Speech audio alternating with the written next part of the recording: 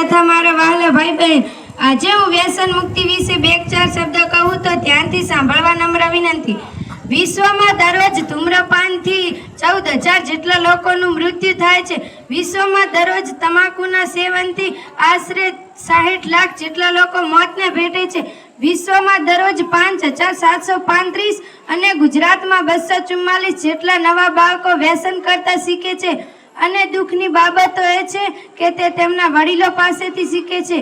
તમે આ વ્યસન કરી અને તમારા જીવનની 3 અનમોલ વસ્તુઓ કે જેને તમે ધિક્કારી રહ્યા છો, 1 તમારું શરીર, 2 તમારી સંપત્તિ અને 3 તમારી સંતતિ, જે તમારા રત્ન છે।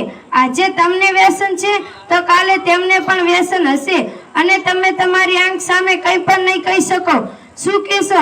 બેટા, માવા ન ખવાય, વ્યસન ન કરાય, પણ તમને જ વ્યસન વગર નથી ચાલતું તો પહેલા તમે સુધરો અને પછી તમારા બાળકોને સુધારો।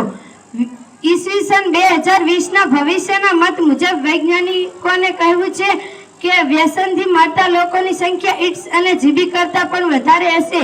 તમાકુના સેવનથી કેટલી જાતના કેન્સર, પેટનું કેન્સર, આંતરડાનું કેન્સર, લીવર ખરાબ થવું, કિડનીની બીમારી, કેટલી જાતના કેન્સર।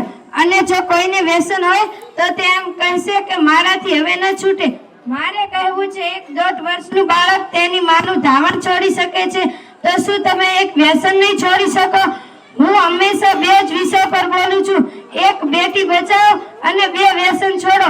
જો મારા પહેલા વિષય પર મા બાપ વિચાર કરે તો એક દીકરી બચી જાય અને મારા બીજા વિષય પર મારા દાદા, કાકા અને ભાઈ વિચાર કરે તો આ ચળવળિયા સ્થાનનો બેડો પાર થઈ જાય। અંતે મારે કંઈ કહેવું નથી। તમે જ્યારે વ્યસન કરો ત્યારે મારી આ વાત શાંતિથી વિચારજો કે તમે જીવનમાં એકલા નથી। તમારી પાછળ કોણ છે? તમારા મા બાપ, તમારી પત્ની અને તમારા બાળકો। તમે ગયા પછી આનું શું? आखिर तलाक नहीं फिर भी भर जाती है, होठ कपड़ा नहीं फिर भी स्तिन जाती है, बुद्धि लोहा नहीं फिर भी जंग लगा जाती है, आत्मसम्मान शरीर नहीं फिर भी घायल हो जाती है, और बेटियां मौसम नहीं फिर भी सब कुछ छोड़ के चली जाती है, और बेटियां मौसम नहीं फिर भी सब कुछ छोड़ के चली जाती है। अस्तु। जय हिंद, जय भारत।